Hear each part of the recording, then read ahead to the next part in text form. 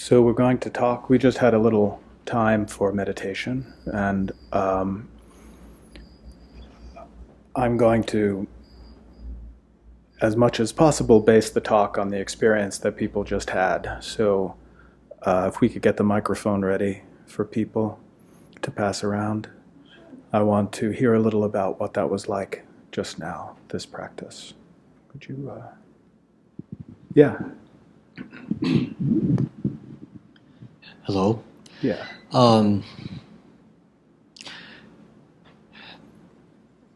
The experience of floating or trying to find, just being, for me was also looking at the various energies. At some point I was feeling much lighter and not feeling like I was bogged down. Didn't feel like a body. Uh-huh. So, without any intention or saying, okay, I feel this or I don't feel this, I'm just trying to figure out what is there in terms of this, the various, I guess you could say chakras or whatever. I felt lighter when I felt that I was letting go or there's nothing there, essentially. To hold. Were you noticing thoughts? Of Sounds course. like there was a lot of thinking. There was, but the issue was when I felt that, I said, okay, just focus on the breathing again. Mm-hmm. So then I just felt a bit much more lighter. Mm-hmm. Yeah. Okay. All right. How about the gentleman behind you? What did you notice there in that experience? I'm new to this meditation, and I just tried to focus on my breath, which I did, and I had a feeling of peacefulness. And when my mind wandered, I just brought it back to the breath, and it seemed to stay in that place. So this has been a good experience for me. Okay. Did you notice a lot of thoughts? I didn't notice a lot of thoughts, but when I did have thoughts, I just focused on my breathing, and it helped me to relax more. Okay. Sure. Anyone else like to say something about it? Yeah, here we go.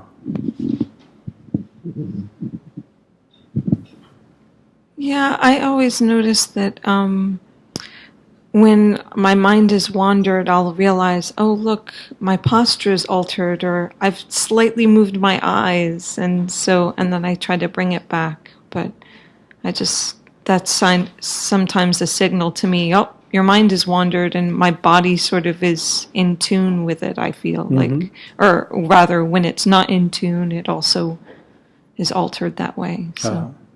Okay. So one of the things that I'm going to be describing this,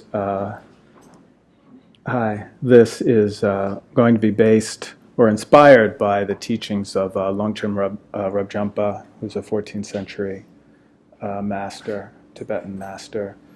And he wrote many, many works, and they're all very pithy and very important. So I'm going to talk about the part that I think is easiest for me to relate to my experience in this kind of practice, the very beginning of this recognizing the quality of mind and what does the mind actually do, what's the experience of the mind like.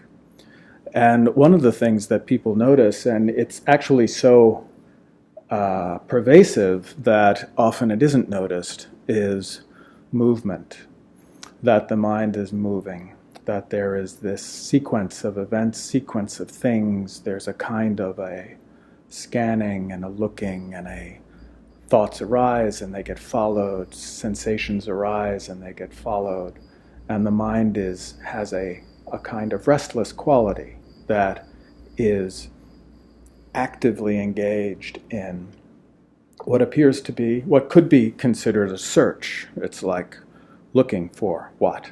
What would it be looking for? Looking for the goodies, looking to go toward the good things, looking to get away from the bad things.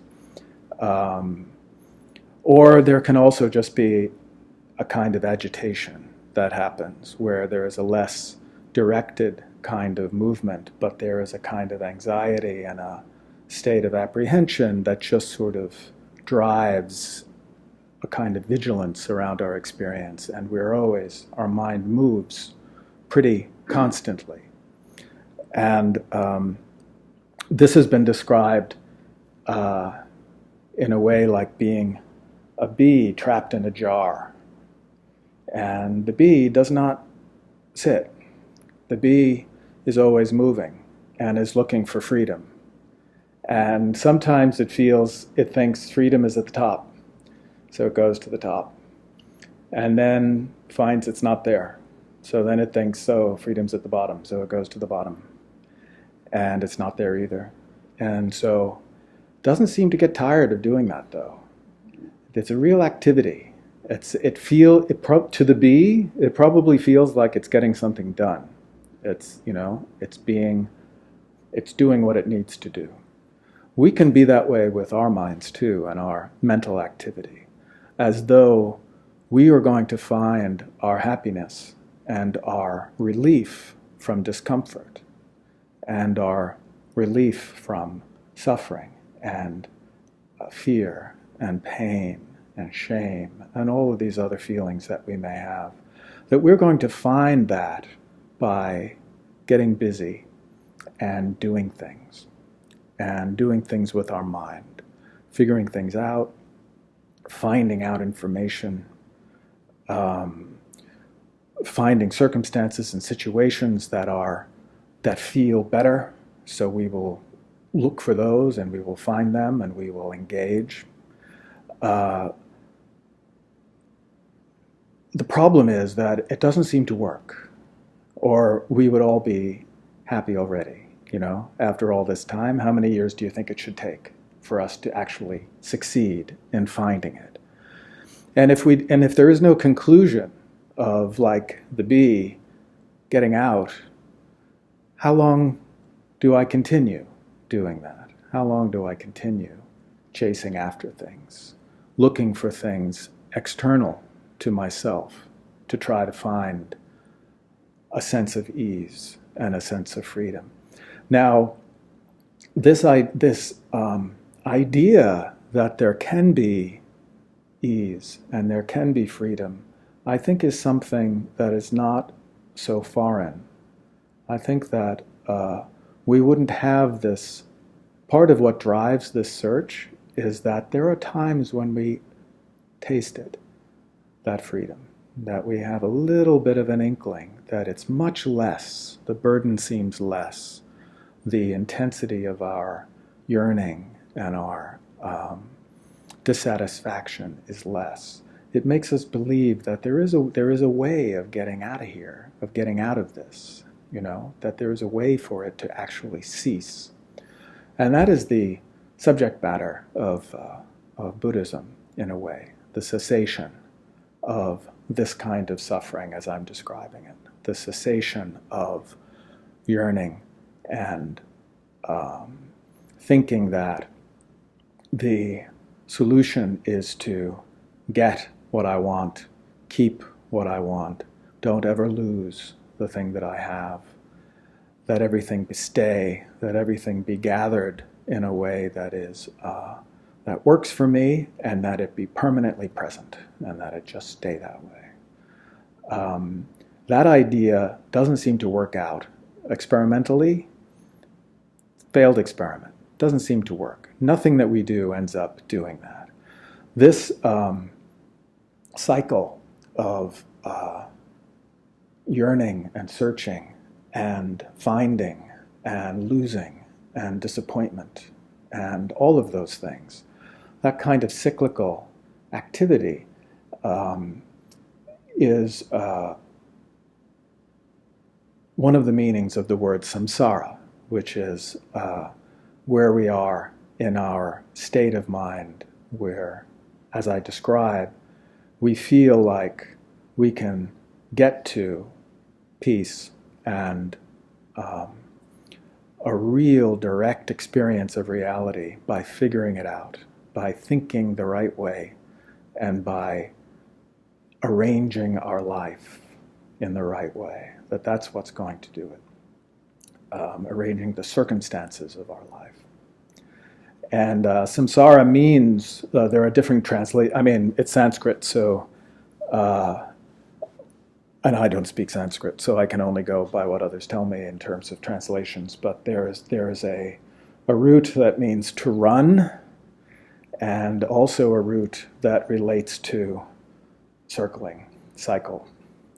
And there we are with the bee in the bottle, that we can be caught in this way, and it feels like it's a good game to be playing. It can feel productive, it can feel like we're getting somewhere, but the fact is it doesn't seem like we ever do. We just don't. So part of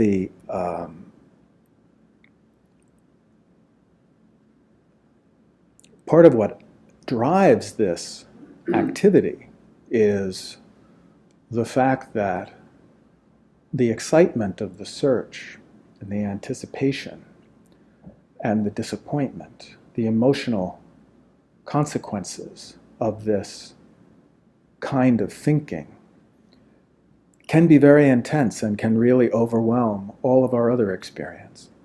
So that we're just left with that. We're left with this kind of wash of eagerness and yearning and disappointment and happiness and pleasure and disappointment and failure and success. All of that, it just sort of rolls.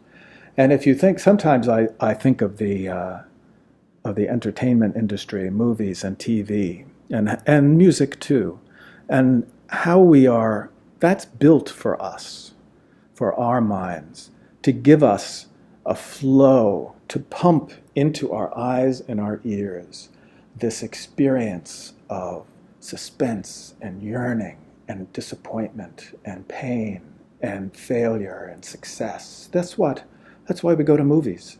We pick the kind of movies we like that gives us the things that we have a particular taste for. But that kind of artificial experience of a vivid, engaging, important experience, that's what we do on our own time also. That's what we're doing. We don't do it necessarily as well as an artist in terms of it being compelling, but it's compelling enough to keep us real busy and have us sort of keep our nose to the wheel and keep ourselves trying, We don't think that it's a movie. We don't think that we are engaged in a sort of an artificial effort, that we're sort of deciding the rules of the game, and then we're playing the game, and then we win and we lose, and then the game's over and we go to sleep and we wake up and we start the game again. It's that kind of sequence can be really exhausting. Part of the nature of the path that's described in Buddhism is recognizing that exhaustion, that samsara doesn't seem to work. We don't get to win in samsara. We think next time we will, next time. But after a while, we can start to get the point that there may not be time for the next time that'll actually work. We're running out of time, and it doesn't seem to be working. And in that experience of exhaustion is the opportunity to have a different experience, which is not movement, which is not chasing, and which is not this active pursuit of the good thing, avoidance of the bad thing, sweeping away all the things we're indifferent to, which is actually most of it, and discounting so much of our experience. That when we recognize this be in a jar experience, we can really become sick of it and get sick and tired of that. And that's part of what this sitting meditation is designed to do. Give you an opportunity in a simple, reduced experience. Not a lot going on. You're not doing anything that will impress anyone. You're not showing your nice smile and everyone looking, you're not doing anything. You're just sitting and you have an opportunity to sort of notice the movement, the constant pursuit, the constant avoidance that goes on in the mind, and actually have a chance to get sick of it, to get like sort of exhausted by it. And in this experience, by using the techniques that are suggested, one of them being to place your attention on the sensations of the breath, as we just described, that has a tendency, it has an opportunity to disrupt the chain of thinking. It disrupts the hunt, disrupts the cycle of yearning and disappointment, because the breath is just the breath. It's not that exciting. Here it is. Good that you're breathing. We can all agree, the day will come when we breathe out and we won't breathe in, So every time I breathe in, I'm like, yay, we got another one. Good. So you can have that experience that's positive in practice and in your life too. But other than that, it's not that supporting to my sense of self to simply be breathing. And my sense of self is part of what demands a lot of activity. It demands a lot of support. My sense of self is a little fragile, It doesn't just, it's not comfortably, solidly okay. It needs a lot of things. It needs a lot of reassurance and support, both that I generate myself from my own memories, but also experience with others and relationships. It's a lot of doing. It's a lot of work. And when we sit, you can begin to notice moments where there seems to be much less movement. Things seem to be more quiet. And that is what Longchen Rinpoche called resting in natural ease. That it is really the base state. It is the thing that all the movement comes from, happens out of. And it's always there, this natural ease. It's always there. And as you sit and use as sitting meditation as a skillful means to sort of run the hamster wheel out for a little bit, you get these little moments of peacefulness, relative peacefulness, and sometimes really poignant peacefulness. That can happen too. Moments at a time. Very helpful. That's where the bee's getting out of the bottle and goes into the wide open field where there are flowers it's never seen. And that's where it begins. That's where the bee's life begins, in a way. And the whole strategy of exiting, which was the drama of the bee's life, is just over. All the yearning and the success and the exertion simply has no room. It has no place, because there's nothing but room, nothing but place to go. Now that's an extended metaphor. I think I've run it out. As far as it'll go, I don't particularly like bugs, so they make me a bee would freak me out if it was in the room, but it is possible to be free, and it is possible to taste that freedom in a very direct, simple way. It's not an idea, it's an actual experience. And the fact that you can really experience it directly is the thing that makes meditation work, makes this path work, because it really is available. It can happen. It really can happen. The thing that people but you need to study, you need to be taught, you need to learn what this is about. Because the biggest mistake is to think that it needs to be big and it needs to last a long time. That's not the point. It only has to happen for a moment at a time. That's how it comes. It all just comes. It all just comes a moment at a time, no matter what you want or what you prefer. It only comes a moment at a time. So in practice, while you're sitting, it is quite possible, anytime you do it, to have that taste, to really feel that freedom. And that is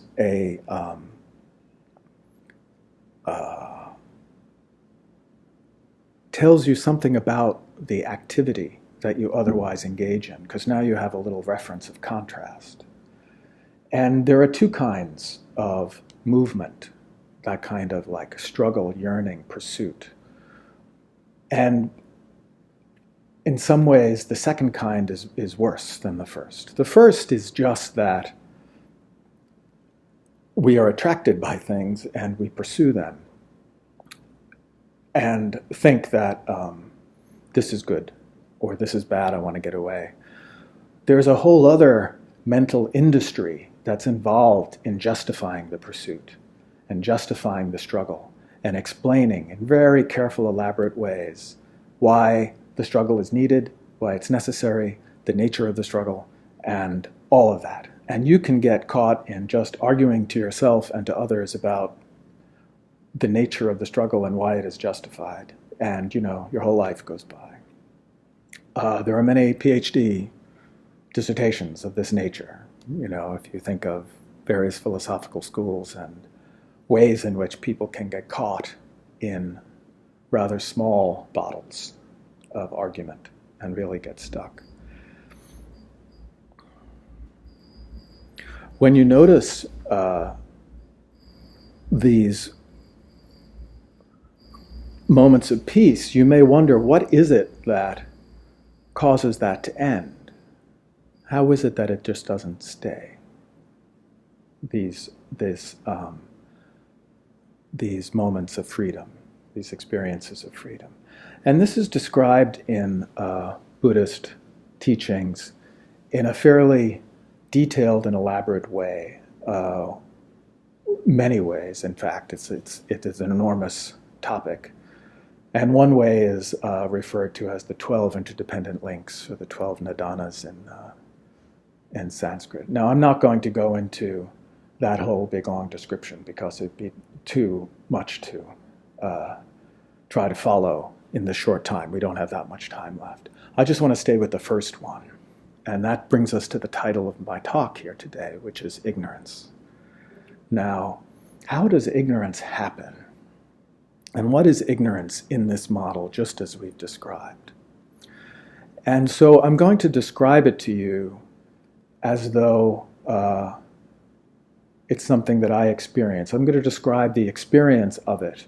And we'll see how far we can get in terms of having it be helpful or useful for you, because describing other people's experience being described is of limited use. The way it's described, which I think is very useful for me, is that this natural ease, this experience of freedom, is not inert. It is not dull. It isn't dead. Just because you're not running around like a nut doesn't mean it's dead. It's actually tremendously vivid and brilliant. It's a very brilliant experience. And the way it's described is that its own brilliance can lead to a backlash. It can lead you down the wrong way, because you can get dazzled by the brilliance of it and then lose the ground because it's so brilliant and so bright that suddenly you start seeing all the things that are around. You start, like, instead of having a base experience where everything is happening at once, you begin to see this huge display of the world and all of the things that are good and they're bad, and you begin to distinguish this from that and talk about this as being preferable or not preferable. And those are the chains of the 12 interdependent links, where you begin to notice that the brilliance of the resting mind can lead to a bewilderment that then leads to a mistaken idea that your experience is broken up into lots of little pieces, all of which have to be assembled and gathered or they're going to go away. That you get to now pick and choose, and that's your job, is to identify all the bits and pieces and characterize them and gather them and keep them and get rid of the ones you don't want and get the ones you do want. All of that activity where you're picking and choosing leaves you with less than the original resting state, where it's all there. Whenever you're picking and choosing, you are going to be dissatisfied by definition. It's an impoverished view. It's always going to be. That's one of the reasons, from my point of view, this is my own little take on it, that's one of the reasons why samsara never works. Because if you're only, and I don't know if it's original with me, but this is just, I'm trying not to ascribe this to a master. This is me talking. I don't want to, because I may be wrong, or this may be a weird characterization.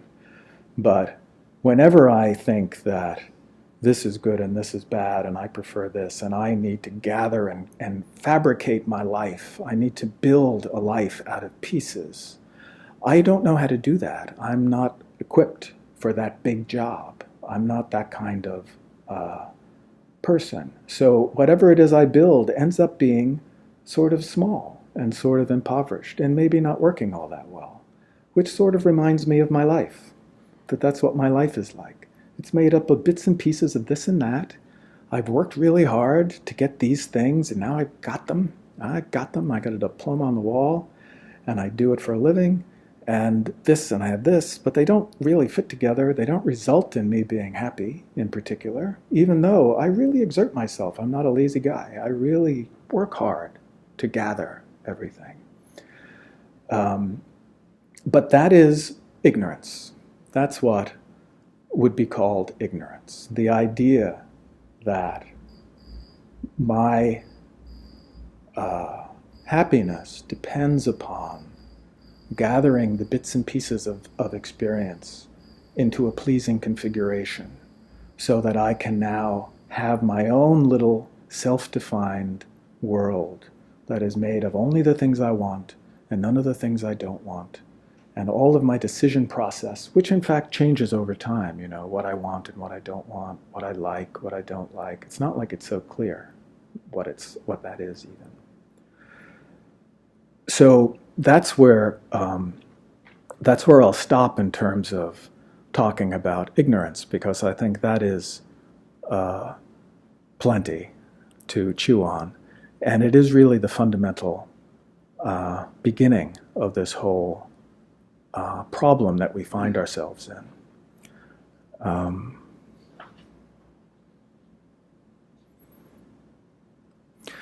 In practice, the way this can be used in practice, and the way my teacher has described it to me, is that you can walk back the links, you know, the way that it goes from,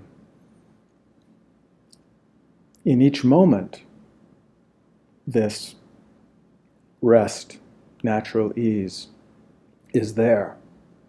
And the breaking up of my experience into pieces and importance and unimportance and desire and disgust and all of those things happens in each moment.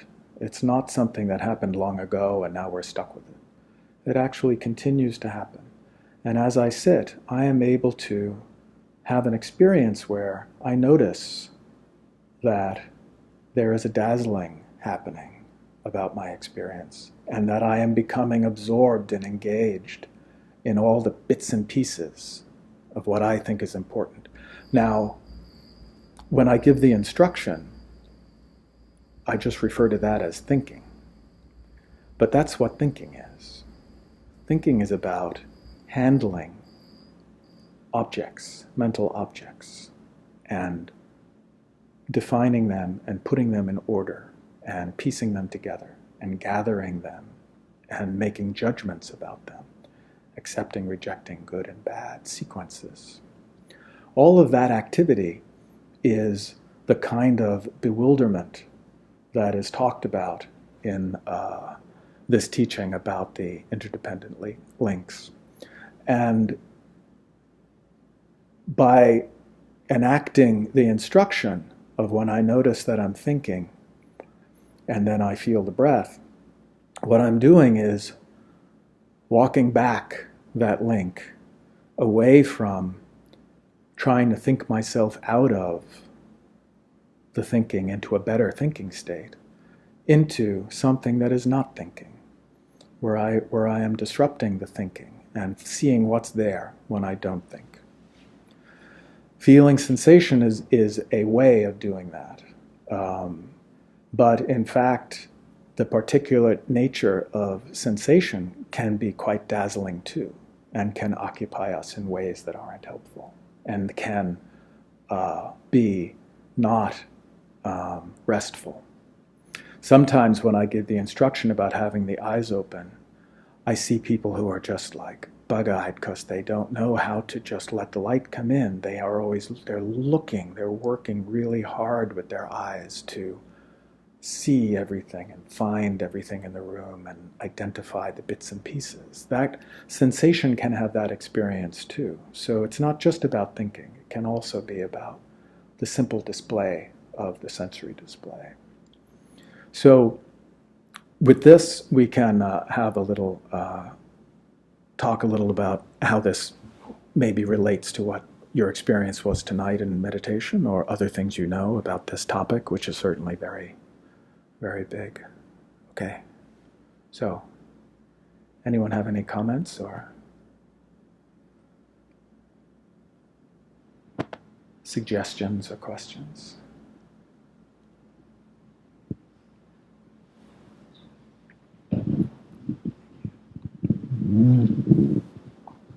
Thank you so much. Where I always get a little edgy is when I hear someone talk about brilliance. At one point you said we all have access to the resting at ease, in contrast to buzzing around looking for freedom. And if I'm not mistaken, you used the word brilliance as one of the descriptors for that experience, the original mind. But I don't feel that I ever experienced brilliance, unless it means something different, unless I'm using a kind of modern reference for, light, dazzling light, and I'm needing to put on my sunglasses because it's just so bright out there. Can you say something about that? I agree. I mean, none of these words are going to do the job. They just won't. And I'm not competent to give a more either more nuanced or less nuanced description that might hit home in a clearer way.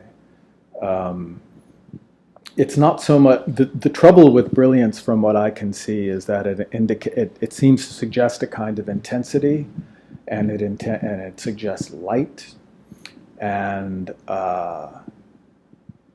these are the kinds of words used in describing this: luminosity, brilliance, things like that. And I'm not so sure. I think it's a question of investigation and discovery, and it's for each of us to find. The one thing I can say with some certainty in my own experience is when this kind of taste occurs, it isn't ambiguous. It's not like you have to go and ask somebody.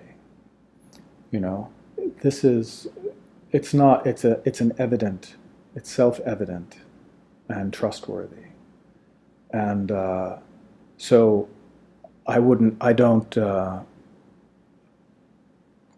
the fact that brilliance doesn't match your experience doesn't concern me at all in terms of what your experience is like. And what do you think from what I've been saying? Well, I've also heard it described as a state of utter relaxation, which I feel at times that experience approaches. Yeah. Not the utter necessarily. Right.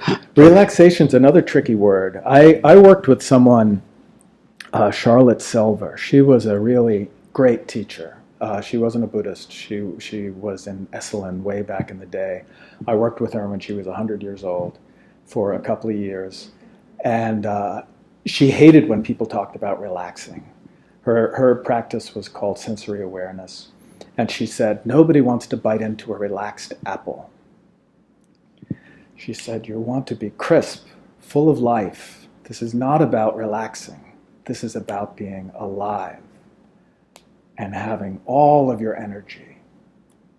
And brilliant might attach to that, you know, that kind of thing, where there is a real presence of a flow and a real energy. When people talk about ease, sometimes you think that means like you get to lie down now and you can just be sort of dull and drifty. That's not. So we try to find other vocabulary that points in a different direction. I like crisp. Crisp is a good one. Trungpa Rinpoche, in relation to relaxing, would say, now don't flop. Yeah. Because it's the floppy, the sense of, you know, just throwing yourself on a couch, right, that we think about as a good place to be. Yeah. And then, of course, you fall asleep. So and you get dull. Yeah. Yeah. So the idea of this particular kind of relaxation is relax and awake. Right. What I understand as ease in this reading is that I do not have to exert myself toward some idea of a goal.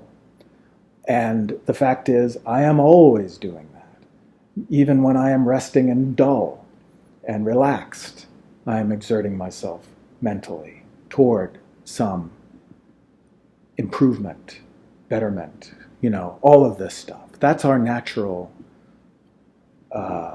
state of sort of trying to keep things together, you know. And being sensitive to that exertion is part of what has helped me the most in my meditation practice.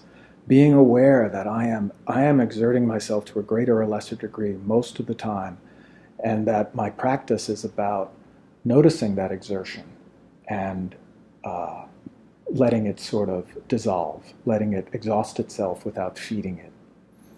And what I'm left with is not dull and dead and inert. It's just not me saying what's supposed to happen next. It's not me directing the show. Which is always a smaller game. It's always a less satisfying, smaller game when I'm the one deciding what's okay and what's not okay, you know? When I'm not exerting myself in that way, I get to have something really big. And that becomes very satisfying, self-evident satisfying. Is that a distinction make sense to you about the exertion? Yeah.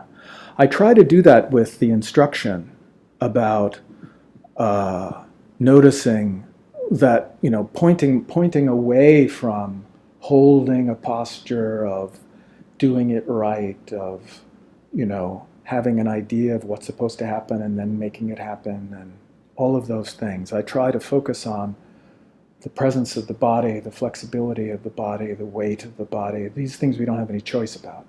And you just have a direct experience of that and let it have its own space, let it have its fullness. You don't have to tighten. When I talk about having lots of space and letting there be a lot of room for everything in the body, because people are pretty tight all the time, always constricting, trying to hold themselves together, you know, mentally, and then it shows up physically too. When I work with people as a therapist, there can be a real transformation when you get this. People can be so tight, and then they begin to they just seem like they're occupying twice as much room in the chair, because they sort of have a freedom to take up the space that's around. They don't have to organize it, you know, and make it. And I'm not just talking about bellies and, you know, that kind of thing about wanting your appearance to be good.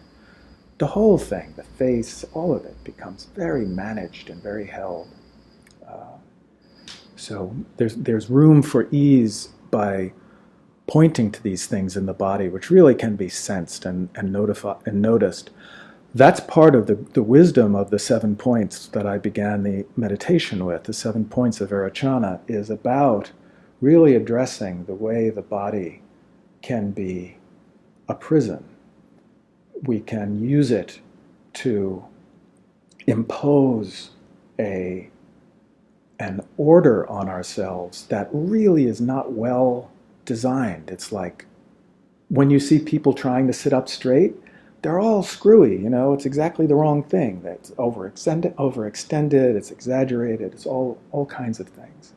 It takes a lot of doing sometimes after a life of anxiety and worry and fear and relationships and things like that, to really visit your body and let it have its own natural position. And the 7 points of Virachana, which really begin with the body, the bottom of the body, and work its way up, from the way it was taught to me, is designed to sort of bypass that kind of programming and just let your body be even and calm and straight and awake and natural,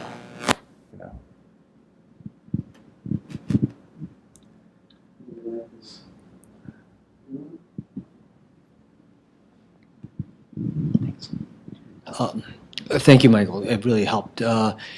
Back in, it's been about 20 years when I first felt, the one and only time in my life, a sense of that, I guess you'd say, brilliance. Mm-hmm. I thought I hit something, and it just happened just because. I can't explain it. Then, for 20 years, I can't say I've come out of that damn jar, but for 20 years I've been that bee in that jar, out of my own ignorance, trying to chase what I felt was that thing. Yeah. Now I know not to chase it.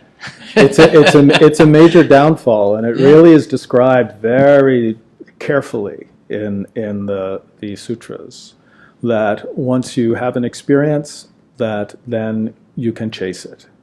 And that becomes, the story of the monk who goes up in the mountains for 12 years and drives himself crazy trying to recreate the experience that he had that inspired him to go and do that. It really is, it's typical, it's what we do. And it is also something to be attentive to when we sit. It's these kind of judgments like, this isn't going so well this time, it went better last time, there was that time last summer, that was really good.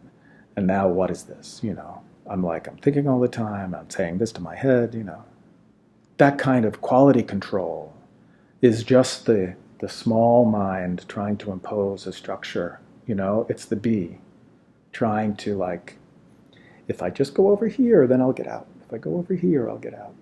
If I can just do exactly what I did, For me, it was an experience in the first experience I had. I forget I think it was 2008 or I don't know when it was, but very vivid. I can remember it, and I spent a lot of time trying to maneuver myself into that position again. Didn't work by that route. Then I have a follow-up question, if I may, which is that in some ways, as we try to come back, having fallen off the bike in that sense, try to get back on the bike of coming back to the breath and reconfirming, now I'm back on the breath. That's, again, part of the same battle is playing with conscious thought. Mm-hmm. Yeah. All you have to do is feel it. It's already happening. The sensory nerves are happening already. It's the light. It is an activity. Its placement is an activity, but it's the smallest possible. That's what it's designed.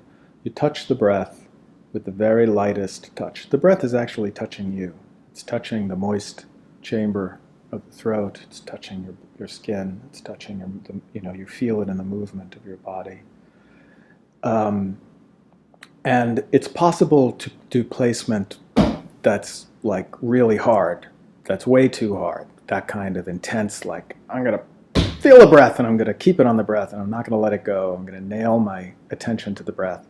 That's just, neurotic stuff. It's very light. And that's that can be an intention on beginning a session, is how light can I place my attention? How light can the breath be? How light can it be? That can be helpful. There's one of my favorite instructions from Trungpa Rinpoche, who you were just you have spent time with in the past year or two. Wrote in one of his books that if you're thinking and then you feel the breath and the thought is extinguished, that is an indication that the placement was too effortful.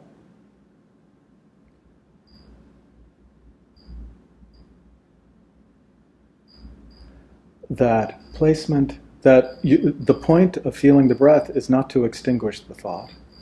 It's just to feel the breath. You feel the breath. And he said very explicitly that if when you feel the breath, when you use placement, when you place your attention on the breath, and the thought is extinguished, that is an indication that the placement is too strenuous.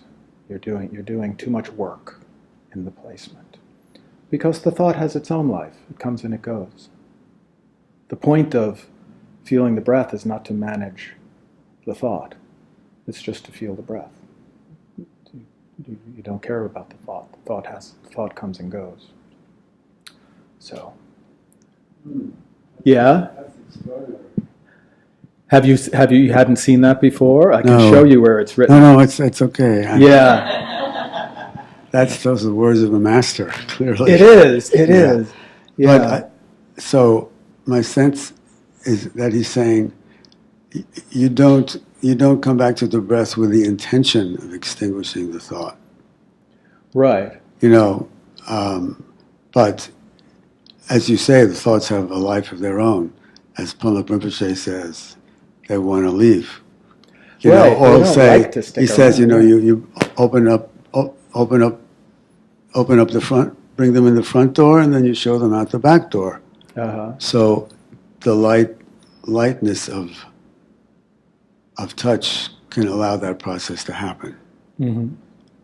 Without the sense of gotcha. Uh-huh. Yeah. Right. And I also get the sense of it in terms of that kind of exertion of mind, that kind of like feel the breath kind of thing. He said it in response to someone who was saying that when he feels the breath, he noticed that the thoughts stopped. And these teachings are done to people at a time in a place, It's never, I don't think it's ever good to generalize what a wisdom teacher says to a student in a particular time, in a particular place, because he was talking to someone in response to what they had said. So, but his response was that if it extinguishes the thought, it's you're using too much effort to place your attention. And the context is his relationship with this particular student. Or what he knows. And not having a sense of what his style is. Yeah. Kind of slightly harsh, maybe. Right. Like I have had the experience with students sometimes who complain about being lazy and say that they're lazy. They're lazy in practice and they can't exert themselves. And sometimes I know that what's going on is that those people are exerting themselves so much that they're exhausted, that they're way too tight. That's my own style. I tend to be too tight. And so that person may complain about being lazy and not being able to do the practice. But the fact is, what they're doing is exhausting themselves by being so tight that they can't do the practice because they don't have the energy to do it. They're sort of running themselves into the ground. And so the instruction is to loosen up, lighten it 100 times more light, and then another 100 times more loose, more and more loose. That was the instruction I got long ago, and I'm still loosening. I haven't gotten all the way loose. I think still too tight.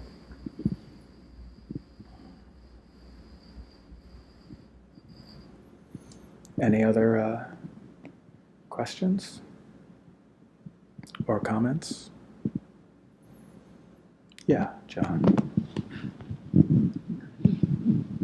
Do you know, you use the term brilliance.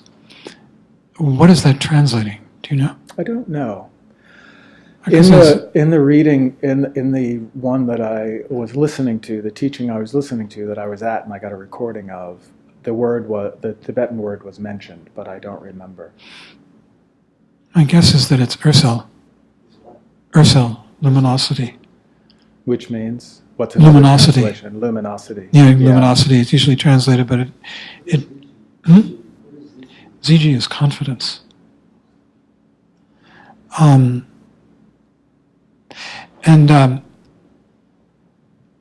I've had the privilege of leading datans, month-long sitting programs, and watching students go through it. And it's a very common phenomenon. In fact, at the beginning of a datan, the director instructs, you have a bunch of meditation instructors because there are too many for one person. So you have and they all relate, maybe you have about 10 students for every meditation instructor. And so you sit down with the meditation instructors and you advise them that at about 10 days in, when people have been sitting for somewhere around a week to 10 days, students will come to them, sometimes complaining or commenting on the fact that the physical world is becoming very bright. And sometimes people become insomniac and complain about that. They can't sleep at night. And what's happening is that thoughts are beginning to thin out a bit as people sit longer. Mm-hmm. And, thoughts gray out the world. Just as if you're lost in thought and you're thinking somebody might call your name and you wouldn't even hear, right? We've all experienced that. Well, when thought becomes thinner, then the world becomes brighter. And people don't notice that the thoughts are becoming thinner because thoughts are the foreground. It's what you tend to notice them, and you don't notice their absence so much. But people do notice when the phenomenal world becomes brighter. Mm-hmm. And I think that's that experience. Another way I would describe that experience is more direct. And I don't know if that means anything to anybody but me, but a kind of direct experience rather than mediated by all my thoughts and ideas and worries and preferences and all of that. Sort of expresses it to me. One thing I want you to say, though, is you said 10 days, but how much per day? People don't know. Oh, yeah, because, people are sitting all day. They start at 7 in the morning, and we usually finish at about 9 at night. Yeah. And it's alternate periods of sitting and walking meditation with breaks for meals. There'll be a talk. It's not inhuman. It's not like you're just sitting there the whole time.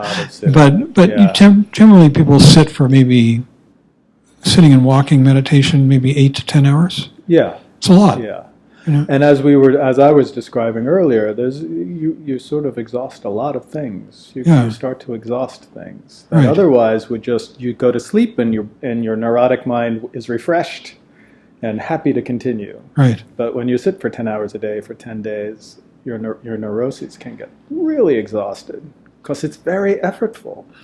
It's not regular. It's not rest. It's exhausting. Depends. I mean, Trungpa Rinpoche described this as being, we're in the middle of this open field of awareness. It's here all the time.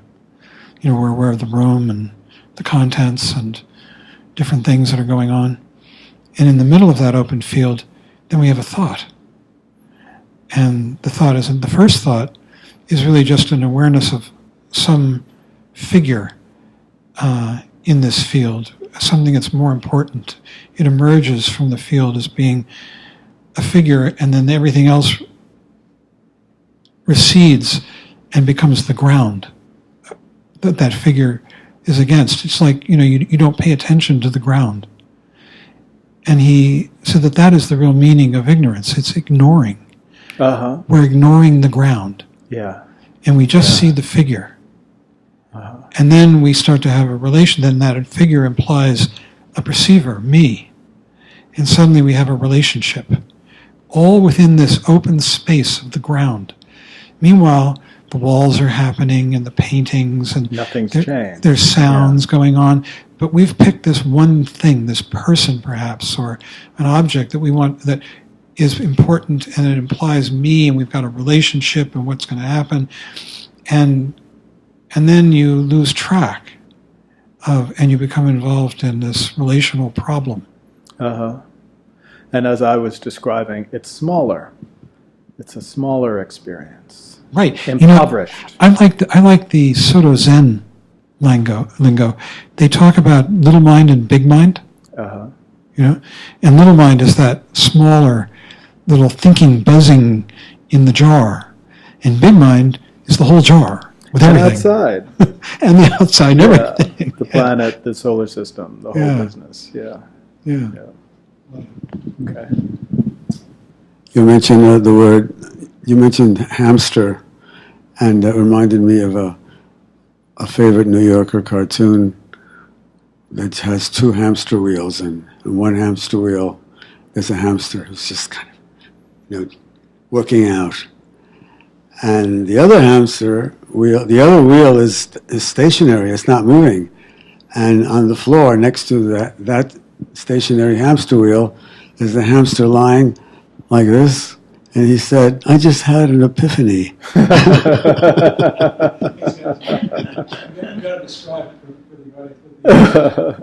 He's leaning back and crossing his legs. Oh, leaning back and crossing his legs, and he's just completely relaxing. He had some natural ease. Yeah. Natural ease. All right. Okay. So with that, we will end our talk for tonight. I'm going to just sort of narrate a traditional practice of dedicating the merit. Part of what this is traditional in Buddhism and particularly in Tibetan Buddhism. Part of this is recognizing that we're all in this together, and that speaking in a very relative and mundane way, everyone in the city benefits from my meditation practice, because I move through the world nicer, less troublesome, less driven and less blind by my, urges and what's in my head. And so part of my motivation for practice is that benefit for others, that people really, the people who are close to me, the people I interact with, also benefit from my practice. And so we do this, hold this idea in mind, and dedicate the practice that we did tonight and the effort that we exerted in understanding some of these things to the benefit of everyone, and not just our own benefit. Okay, that's it. Thanks.